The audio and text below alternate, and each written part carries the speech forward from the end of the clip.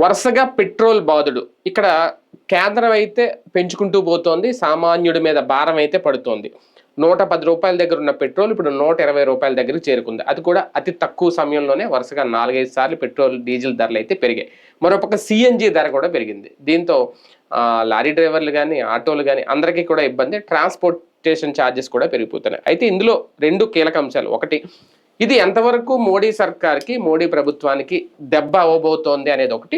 రెండోది, మన తెలుగు రాష్ట్రాల వరకు చూసుకుంటే ఆంధ్రప్రదేశ్ కానీ తెలంగాణ వరకు కానీ ఇది ఒక ఆదాయ మార్గం అవుతుందా, అదనపు ఆదాయం సంపాదించుకోవడానికి పెరిగిన ధరలు బాగా ఉపయోగపడుతున్నాయి అనేది కూడా కొన్ని లెక్కలు చెప్తున్నాయి. వీటన్ని మీద చర్చించే ప్రయత్నం చేద్దాం. సార్, ముందుగా అంటే ఒక 2 రూపాయలు పెరిగినప్పుడు సరే కదా అనుకున్నారు, ఒక పక్క యుద్ధం నేపథ్యం. తర్వాత మళ్ళీ వెంటనే 80 పైసలు పెరిగింది, 90 పైసలు పెరిగింది, మళ్ళీ 2.5 ఎంత పెరిగింది వరుసగా. ఇప్పుడు దాదాపు దగ్గర నాకు తెలిసి 120 చిల్లర ఎంతో దగ్గర వరకు అదే 110 ఉండేది 110 రూపాయలు 120 వరకు అయిపోయింది. అంటే ఇది ఒక రకంగా ఖచ్చితంగా సామాన్యుడికి ఒక పెద్ద పిడిగే బాధుడే అది. అదే నేపథ్యంలో మోడీ సర్కారు నిర్ణయం రేపొద్దున కేంద్రానికో లేదంటే మోడీ ప్రభుత్వానికో దెబ్బ అవుతుందా? ఖచ్చితంగా వ్యతిరేకత ఆటోమేటిక్గా ఉంటుంది. అట్ ద సేమ్ టైం అర్థం చేసుకునే వాళ్ళు అర్థం చేసుకుంటారు. గతంతో పోల్చుకుంటే ఇప్పుడు పబ్లిక్లో కాస్త చైతన్యం ఎక్కువ వచ్చింది. ప్రపంచవ్యాప్త పరిస్థితులు చూస్తున్నారు ఇండియన్స్. ఎందుకంటే మన వాళ్ళు 190 దేశాల్లో ఉన్నారు కదా, 193 దేశాల్లో ఉన్నారు మన వాళ్ళు. ఉద్యోగాలు, ఉపాధి, వీళ్ళ పిల్లలు, వీళ్ళ బంధువులు ఎవరో ఒకళ్ళు అక్కడ ఉంటుంది. అక్కడ పెంపుతో చూసుకుంటే తక్కువే, అక్కడ 80% 50%. అమెరికాలో మొన్న నాకు మిత్రుడు, మనకు విదేశాల నుంచి కాల్ చేస్తుంటారు కదా కొంతమంది, అమెరికాలో ఒక మిత్రుడు దీంట్లో చేస్తుంటాడు, గ్యాస్ స్టేషన్. $2 నుంచి $5 అయిందట ఏకంగా. $2 నుంచి ఏకంగా $5 గ్యాలన్ లెక్కన చేస్తారు. అంటే అంత 300 రెట్ల అంతే కదా, 150% పెరిగినట్టు. 150% ఆ రేంజ్ లో పెరిగింది. మనకి ఇక్కడ 7.5% పెరిగింది. నాకున్న అవగాహన మేరకు నేను అబ్జర్వ్ చేస్తున్న లెక్క ప్రకారం ఇప్పటికీ లెక్క ప్రకారం అయితే 170 రూపాయలు చేరాలి. కానీ అంత ఒకేసారి పెంచకుండా వీళ్ళు దశల వారీ పెంచుతారు. నాకున్న సమాచారం, నేను అర్థం చేసుకుంటున్న మేరకు 130 నుంచి 150 దాకా వెళ్ళే అవకాశం ఉంది. ఎండింగ్ 150. యుద్ధం ఆగిపోతే 130 దగ్గర ఆగుతుంది. యుద్ధం మళ్ళీ ఆగట్లేదు, మొన్న ఆగిందన్నాడు, మళ్ళీ కంటిన్యూ అవుతుంది. ఈ లెక్కను చూస్తే 150 దాకా వెళ్ళే అవకాశం ఉంది పెట్రోల్. అది కూడా ఏంటి, కేంద్రం భరిస్తుండటం వల్ల కొంత కేంద్రం దాని ట్యాక్సులు తగ్గించుకుంది. గుర్తుంటే మనకి 20 రూపాయలు తగ్గించుకుంది. ఆ 20 రూపాయలు తగ్గించుకోవడం వలన ఆ మాత్రం ఉంది. ఇంకా తగ్గించడానికి ఏం లేదు. ఇక లేకపోతే మన్మోహన్ సింగ్ లాగా బాండ్లు జారీ చేసేసి ఓ 10 ఏళ్ల పాటు ఆ డబ్బులు వసూలు చేసుకునేటట్టు అని పెట్టేసేసి కంట్రోల్ చేయొచ్చు. దానికి వడ్డీ కేంద్రం కడతా ఉండాలి. మన్మోహన్ సింగ్ టైంలో అప్పట్లో 2.5 లక్షల కోట్లు అట్లాగా బాండ్లు రిలీజ్ చేశాడు. అయినా కూడా 87 దాకా వెళ్ళింది. 87 దాకా వెళ్ళి మళ్ళీ 74కి తెచ్చాడు మోడీ వచ్చాక. అప్పట్లో మనం ఇదివరకు ఏంటంటే 21 దేశాల నుంచి కొనేవాళ్ళు. ఇప్పుడు ఎందుకు పెరుగుతోందంటే, ఒకటి యుద్ధం ఒక్కటే కాదు కారణం, హార్ముజ్ జలసంధి దిగ్బంధించడం వలన చుట్టూ తిరిగి వస్తుంది. రెండవది, ఇన్సూరెన్స్ ఇదివరకు 10 కోట్ల రూపాయలు ఉండే ఇన్సూరెన్స్ ఇప్పుడు 28 కోట్ల నుంచి 50 కోట్లు అయింది. కొన్ని దేశాలు అసలు ఇన్సూరెన్స్ కట్టించుకోవట్లేదు. ఇదివరకు ఇంగ్లాండ్ కట్టించుకునేది, అమెరికా కట్టించుకునేది, స్విట్జర్లాండ్ కట్టించుకునేది. కొన్ని దేశాలు ఇప్పుడు ఇన్సూరెన్స్ కట్టించుకోవట్లా షిప్పులు. ఎందుకంటే ఈ పేలతన్న ఈ డబ్బులు ఖర్చు, ఆ ఇన్సూరెన్స్ ఉన్నోడు ధైర్యంగా వెళ్తున్నాడు. అది వేలిన తర్వాత ఆ డబ్బులు మొత్తం ఇది కట్టుకోవాలి. అడిచ్చేది 20 కోట్ల రూపాయలు, పోయేది దగ్గరగా 500 కోట్లు 700 కోట్లు కట్టాలి. ఇన్సూరెన్స్ కంపెనీ ఇవ్వాలి. అందుకని వాడు ఎవడు కట్టించుకోవట్లా. కట్టించుకునేవాడు భారీగా కట్టించుకుంటున్నాడు. రష్యా వాడు కట్టించుకుంటున్నాడు ఇప్పుడు విపరీతంగా. ఇన్సూరెన్స్ ఛార్జీలు పెరిగినప్పుడు మరి అది ఆటోమేటిక్ గా ట్రాన్స్ఫర్. ఇప్పుడు మనకి ఇక్కడ ఎందుకు ధరలు పెరుగుతాయి, పెట్రోల్ డీజిల్ పెరిగినప్పుడు దాని ద్వారా మనం సరుకులు తీసుకొస్తాం కాబట్టి సరుకుల మీద అవి ఏం పడుతుంది.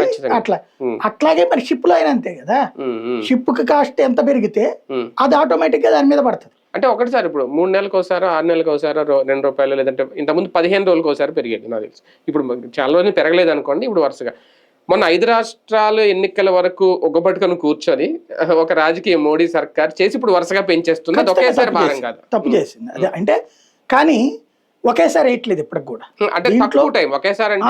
కాన్సెప్ట్ ఏంటంటే, మనకి మన్మోహన్ సింగ్ ప్రభుత్వం దిగి మోడీ ప్రభుత్వం వచ్చాక ఒక సిస్టమ్ పెట్టారు, వీక్లీ రివ్యూ అనేది. వారానికి ఒకసారి ధరలపని సమీక్షించడం. గోల్డ్ ఏమో ఏ సెకన్కి ఆ సెకనే అంతర్జాతీయ ధరలకు అనుగుణంగా. అది ఏ రోజుకి ఆ రోజు మారిపోతాయి. ఈ ఆయిల్ మాత్రం వీక్లీ వన్స్ రివ్యూ అనమాట. వీకెండ్ లో ఒకవేళ అంతర్జాతీయంగా తగ్గితే ఇక్కడ తగ్గించడం, పెరిగితే పెరిగించడం, ఇట్లా పెరిగినాయి తగ్గినాయి ఉన్నాయి మనకి. 103 రూపాయల దాకా వెళ్ళి మళ్ళీ 96కి వచ్చింది, మళ్ళీ పెరిగినాయి ఉన్నాయి. అయితే ఆ తగ్గుతున్న డబ్బుల్ని రాష్ట్రాలు కొత్తగా సెస్సుల రూపంలో మింగేస్తున్నాయి, వ్యాట్ రూపంలో. ఇట్లాగే ఇప్పుడు ఇవాళ 99 రూపాయలు ఉత్తరప్రదేశ్ లో ఉంటే డీజిల్, మనకి ఇక్కడ 110 రూపాయలు, 106 రూపాయలు. అంటే మనకి ఇక్కడ ఆ రేంజ్ లో తేడా ఉంటుంది. సరే అది పక్కన పెట్టండి. 2 తెలుగు రాష్ట్రాలు భారతదేశంలో అత్యధికంగా వసూలు చేసేది ఫ్రమ్ ద బిగినింగ్ 2014 నుంచి ఈ రోజు వరకు ఆంధ్ర నెంబర్ 1, తెలంగాణ నెంబర్ 2. తెలంగాణ మనకంటే ఎక్కువ, అక్కడ 35%, ఇక్కడ 31%. అంటే శాతం కాదు, రేటు పరంగా మనకంటే 3 రూపాయలు తక్కువ ఉంటది అక్కడ. రేట్ తక్కువ ఉంటది. అంటే నేను వీళ్ళు వేసే వ్యాట్ ఎక్కువ 35.20 ఎంతో తెలంగాణ అంటే మన 31%. అంటే వాడు ఫైనల్ అమౌంట్ చూసుకుంటున్నాడు, అది జరుగుతుంది. ఇక్కడ ఏం చేసిందంటే మోడీ సర్కార్ ఇట్లా చేసుకొచ్చింది, కానీ మొన్న ఎన్నికల కోసమని ఈ 2 నెలలు పెంచలా. దాని వలన ఆ 2 నెలల లెక్క నెలకి 30,000 కోట్లు ఆయిల్ కంపెనీలకు లాస్ అయింది. ఒక్కొక్క కంపెనీకి 30,000 కోట్ల రూపాయలు జేబులో పడ్డాయి. ఇప్పుడు అవి క్లియర్ చేస్తున్నారు, ఎలక్షన్ కోసమే ఆపారు. ఆ అపప్రద కాదు, ఆ తప్పుని ఒప్పుకోవాలి. బీజేపీ చేసిన తప్పు అది, కానీ ఎలక్షన్స్ టైంలో అది చేస్తే గనక పోయి ఉండేది. కాబట్టి చేశారు, అది ఎన్నికల కోసం తీసుకున్నాడు. ఆపినది కానీ ఇప్పుడు మళ్ళీ పెరుగుతున్నది. ఇక్కడ ఏమవుతున్నదంటే, ఒకటి ఈ మొత్తం వార్ను అడ్డం పెట్టుకుని అక్రమంగా సంపాదిస్తున్నాడు ట్రంప్ కుటుంబం. ఇప్పుడు నిన్నుంది యుద్ధం ఆగిపోయిందని పేపర్లలో స్టేట్మెంట్లు, టీవీలో స్టేట్మెంట్, ట్రంప్ స్టేట్మెంట్. బ్యారెల్ $80 పడిపోయింది. వీళ్ళ బ్యాచ్ కొనేస్తున్నారు. ట్రంప్ వాళ్ళ కుటుంబ సభ్యులు, ట్రంప్ ఒక మాఫియా లాగా నడుపుతున్నాడు. దగ్గరగా 800 మందో 1000 మందో ఉన్నారు. షేర్ మార్కెట్లు, పెట్రోలియం వాటి మీదన వాళ్ళు పూర్తి కాన్సన్ట్రేట్ చేసుకున్నారు. ట్రంప్ నిర్ణయాలకు అనుగుణంగా వాళ్ళు వెంటనే అమ్మడం, వెంటనే కొనడం చేస్తున్నారు. ఇప్పుడు $20 పడిపోయింది, $80 కొనేసారు వీళ్ళు భారీ ఎత్తున. ఎట్లా కొంటారు?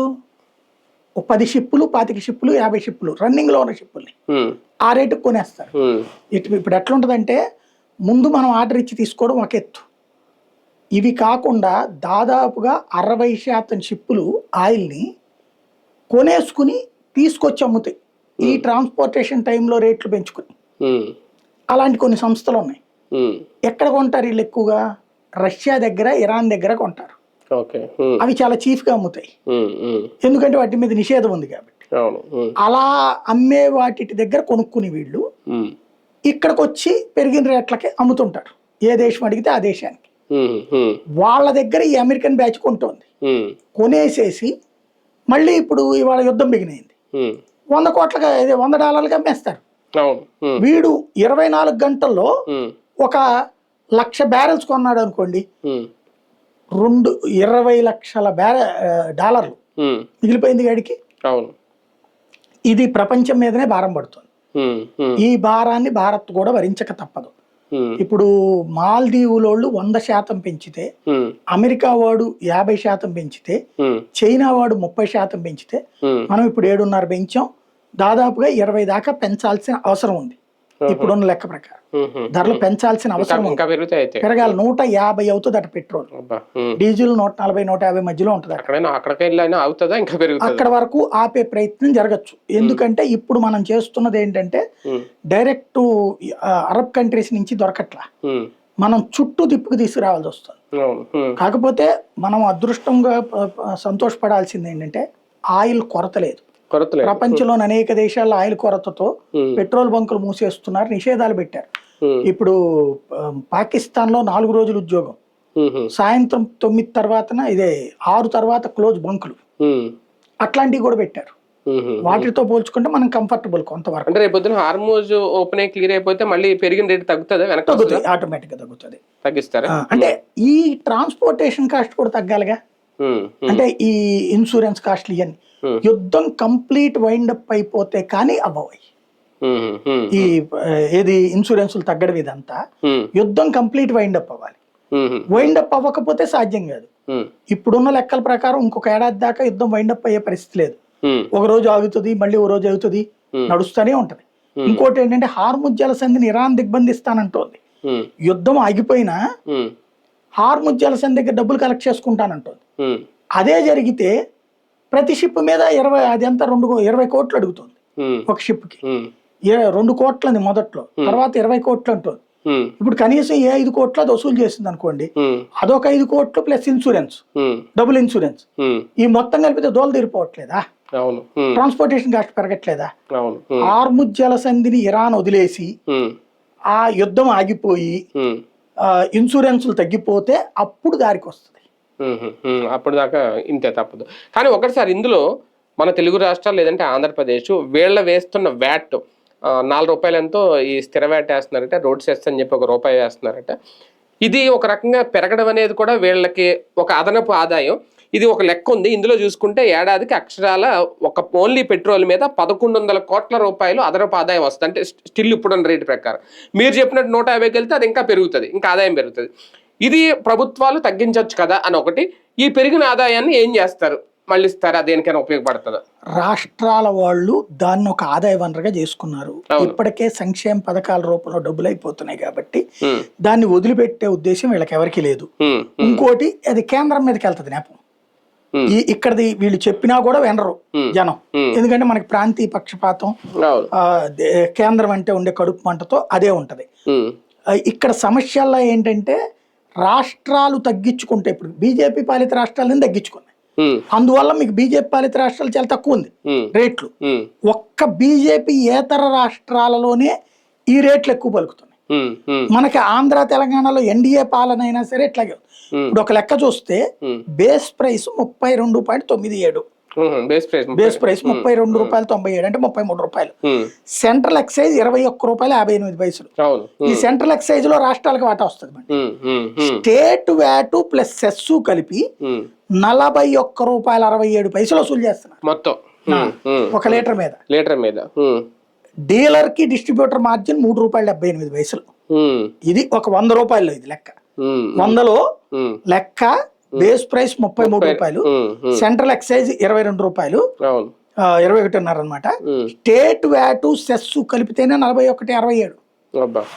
ఇది బీజేపీ పాలిత రాష్ట్రాల్లో తగ్గించుకున్నారు వాళ్ళు 20 రూపాయలు, 21 ఉంది అక్కడ. మనకి ఇక్కడ ఈ రూట్ లో ఉంది. ఇది ప్రధానమైనటువంటి సమస్య. ఇది అధికారిక లెక్క అనమాట. అంటే బేస్ ప్రైస్ అయితే మారదు, ఈ కేంద్రం వేసే సుంకాలు, ఈ ట్యాక్స్లు ఇవన్నీ పెరుగుతాయి. మనం కనుక చెయ్యాలి అనుకుంటే రాష్ట్రాలకు సంబంధించినటువంటి ప్రభుత్వాలు మనం తగ్గిద్దాం అనుకుంటే తగ్గించేయచ్చు. 47 రూపాయలు తగ్గించచ్చు కదా అంతే. ఇప్పుడు ఫర్ ఎగ్జాంపుల్ తెలంగాణలో 115 ఉంది, ఢిల్లీలో 99.5 ఉంది. ఎంత తేడాది? కేరళలో 112 రూపాయలు 30 పైసలు ఉంది, గుజరాత్ లో 99 రూపాయలు 10 పైసలే ఉంది. అంటే వాళ్ళు ఎంత తగ్గించుకున్నారు? కర్ణాటకలో 107 రూపాయలు 70 పైసలు ఉంది, ఉత్తరప్రదేశ్ లో 99.5 ఉంది. ఎంత తేడా ఉంది? తమిళనాడులో 105 రూపాయలు 60 పైసలు, హర్యానాలో 99 రూపాయలు 70 పైసలు. బీజేపీ పాలిత రాష్ట్రాల్లో తక్కువ ఉన్నది, ఎందుకంటే వాళ్ళు అది భరిస్తున్నారు. కేంద్రం ఇచ్చిన 20 రూపాయలు వాళ్ళు తగ్గించేశారండి. ఇప్పుడు ఈ 10 రూపాయలు వాళ్ళకి పెద్ద అనిపించలా. అంటే తెలుగు రాష్ట్రాలు అసలు ఆలోచన చేయవా, తగ్గించే ఆలోచన చెయ్యవు. పైగా కేంద్రాన్ని తిట్టేసి తప్పించుకుంటాయి. పైగా ఈ టైంలో మళ్ళీ అదనపు ఆదాయం ఏంటంటే వీళ్ళని అనడానికి కూడా లేదు. ఇప్పుడు వీళ్ళు ఇచ్చే సంక్షేమ పథకాలకు అయ్యే డబ్బులు ఇవాళ వీళ్ళ జీతాలకే డబ్బులు చాలట్లా. ఓవర్ స్టాఫ్, అవసరం ఉన్నా లేకపోయినా ఉద్యోగులు ఉన్నారు. రెండవది వచ్చేటప్పటికి ఆదాయం తగ్గిపోయింది. ఇప్పుడు నిన్ననే మొన్న ఈనాడు జ్యోతినే రాశారు కదా, 10,000 కోట్ల రూపాయల ఆదాయం వస్తే 22,000 కోట్ల రూపాయలు ఖర్చు అయింది. ఆ స్టేజిలో ఉన్నారు. ఇదే కాస్తో కొస్తో వచ్చేది. ఇప్పుడు లెక్కర్ మీద వచ్చే డబ్బులు తీసుకెళ్ళినేమో నాయకులు తినేస్తున్నారు. ఇసుక, మైనింగ్ ఇట్లాంటివన్నీ నాయకులు తినేస్తారు. కానీ ఒకటిసారి ఇక్కడ నిజంగా సంక్షేమం మీరు అన్నట్టు ఇంతకు ముందు కంటే అద్భుతంగా ఆంధ్రప్రదేశ్ ఇచ్చేస్తుందని చెప్పడానికి ఏం లేదు సార్. ఎందుకంటే ఒకప్పుడు ఫ్రీ బస్ అంటే కర్ణాటక, తెలంగాణ అని పెద్ద గొప్పగా చెప్పుకున్నాం. ఇప్పుడు కర్ణాటక, తెలంగాణతో పాటు తమిళనాడులోనే ఉంది, పశ్చిమ బెంగాల్లో బీజేపీ కూడా అనౌన్స్ చేసింది. మన ఆయన సురేంద్ర గారు ఆయన కూడా రేపటి నుంచి మాకు ఫ్రీ బస్సులు అనేది. ఈయన రుణమాఫీ కూడా పెట్టాడు ఈయన విజయ్ నిన్నటి నుంచి, ఏదో 50,000 లోపు ఏదో కొంచెం దశల వారీగా చేస్తున్నారు.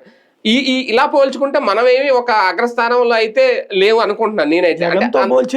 లేదు అంటే అందరూ ఇలా ఉన్నప్పుడు ఆ రాష్ట్రాల్లో తక్కువ ఉన్నాడు, మనకెందుకు ఎక్కువ ఉండాలి? అదేదో మనం కూడా తగ్గించుకోవాలి కదా. సమస్య ఇక్కడ వీళ్ళకి అలా తగ్గించే అంటే వేరే సోర్స్ ఆఫ్ ఇన్కమ్ అక్కడ ఇంత దోపిడీ లేదు. అది అవును, అక్కడ తింటారు. 10 రూపాయలు తిని 90 రూపాయలు ప్రభుత్వానికి ఇస్తున్నారు, లేదా 50 తిని 50 ఇస్తున్నారు.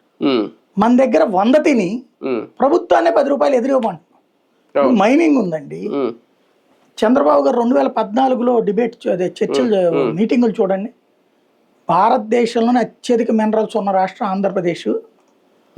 ఆ మైనింగ్ సంపాదనతో మనం హైదరాబాద్ లాంటి మహానగరాలు 10 కట్టచ్చు అన్నాడు. ఇవాళ మైనింగ్ తవ్వుతున్నారా లేదా? డబ్బులు ఏమైనా ప్రభుత్వానికి వస్తున్నాయా? నాయకులు అంటున్నారు.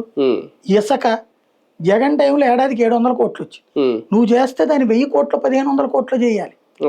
జగన్ చేసిన ఫెయిల్యూర్ ఏంటయ్యా అంటే సక్రమంగా సప్లై చేయడంలో ఫెయిల్ అయ్యాడు. నువ్వు అది సప్లై చేయడంలో సక్రమంగా పెట్టు. అదే కదా. కానీ దాంట్లో ఫ్రీ అని చెప్తుంటివి, 10 పైసలు ఆదాయం లేదు, సంపాదించుకుంటున్నాడు నీ నాయకుడే. ఇట్లాగా నాయకులు తింటం బిగించేశాక జనానికి ఇవ్వట్లేదు వీళ్ళు. కాబట్టి పెట్రోల్ డీజిల్ విషయంలో ఏంటి, పెరిగిన కొద్దీ పెంచుతూనే ఉంటారు. ఇంకోటి తెలుసా, పర్సంటేజ్ ప్రాతిపదికన పెంచుతున్నాం మనం ఆంధ్ర తెలంగాణ.